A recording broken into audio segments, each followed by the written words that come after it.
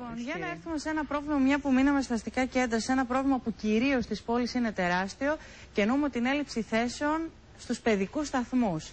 Τεράστιος πονοκέφαλος στην ελληνική οικογένεια. Κοντεύουν πια οι μέρες να τελειώσουν για να αρχίσει η έναρξη της σχολικής χρονιάς στους παιδικούς σταθμούς, μάλιστα αρχίζει και νωρίτερα. Έτσι. Είναι σε απόγνωση μαμάδες και μπαμπάδες, γιατί εργάζονται και οι δύο.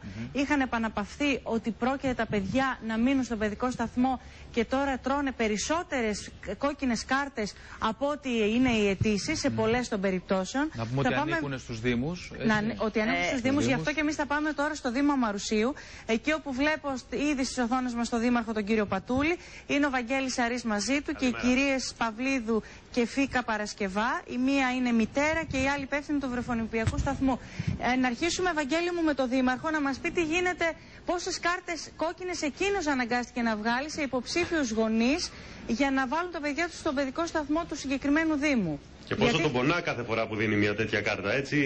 Αυτό το θεωρήσουμε δεδομένο για όλους τους δημάρχους. Επί το πρακτέον όμως τι γίνεται. Καλημέρα σας. Καλημέρα, καταρχήν να πούμε ότι τα τελευταία 2 χρόνια, ίσως 2,5, ανεβάσαμε αρκετά το επίπεδο των βρεφονιπιακών σταθμών. Υπάρχει πάντα μια αύξηση ζήτησης από τη δυνατότητα προσφοράς, παρά το ότι αυξήσαμε τις θέσεις για τα παιδιά πάνω από 250, δηλαδή γύρω στα 1100 παιδιά πλέον μπορούμε να παίρνουμε στους βρεφονιπιακούς μας σταθμούς, από 750 πριν κάποια χρόνια. Και πόσες αιτήσεις έχετε?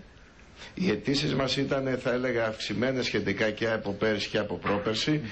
Γύρω στα 250 με 300 παιδιά δεν θα μπορέσουμε δυστυχώς να τα φιλοξενήσουμε. Είναι σημαντικό το μόνο σε ένα Δήμο που είναι σε πολύ καλή κατάσταση σε σχέση με αυτά που διάβαζα χθες. Έχει κάνει προσπάθειες ο Δήμαρχος. Έχουμε κάνει ήδη κινούμαστε να ανοίξουμε άλλους 2 βρεφονιπιακούς σταθμούς, κάνοντας υπέρμετρες προσπάθειες αυτή τη στιγμή. Και να προλάβετε αυτή τη σεζόν, εννοείται, Δήμαρχε. Για να προλάβουμε να δώσουμε τη δυνατότητα σε ακόμα περισσότερα παιδιά να μπορέσουν να φιλοξενηθούν με ένα προσωπικό πραγματικά υψηλής ποιότητας. Έχουμε ανεβάσει αρκετά το επίπεδο, όπως έχουμε πει, και δεν έχουν πραγματικά να ζηλέψουν τίποτα από κανέναν άλλο βρεφονιπιακό σταθμό, είτε σε ιδιωτικό είτε σε άλλο επίπεδο. Αυτό, κύριε Πατούλη, πότε θα το ξέρετε, αν δηλαδή προλάβετε για αυτή την σχολική χρονιά που ξεκινάει άμεσα να είναι έτοιμοι αυτοί οι 2 παιδικοί σταθμοί και άρα να απορροφηθούν και οι υπόλοιποι 300 και πλέον?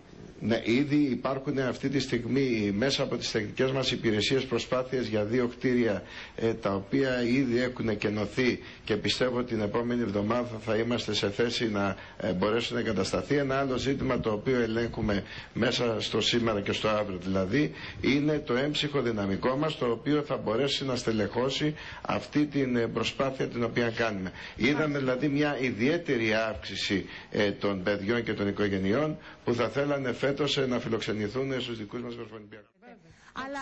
Αλλά τίποτα και κανείς δεν μπορεί να με πείσει ότι αυτή τη στιγμή, αν ψάξουμε τις φορολογικές δηλώσεις των ανθρώπων που έχουν αποδεχθεί την πράσινη κάρτα για να μπουν σε ένα παιδικό σταθμό, θα είναι χειρότεροι από άλλους που έχουν μείνει απ' έξω. Κύριε Πατούλη, μπορεί κανείς να το διασφαλίσει αυτό? Ναι, καταρχήν να σας πω ότι το πρώτο κριτήριο ήταν και οι επανεγραφές. Ένα παιδάκι το οποίο έπρεπε να είναι ξανά σε ένα βρεφονιπιακό σταθμό και ήταν πέρυσι σε κάποιο δικό μας, ήταν, θα έλεγε κανείς, κακό και άσχημο να μην το εντάξει μέσα στους βρεφονιπιακούς μας. Το δεύτερο, όπως ακούστηκε, ήταν και το εισοδοματικό, αλλά και πόσα παιδιά έχει μια οικογένεια. Δηλαδή ήταν αυστηρά τα κριτήρια. Αυτά είναι κοινωνικά κριτήρια που μας λέτε.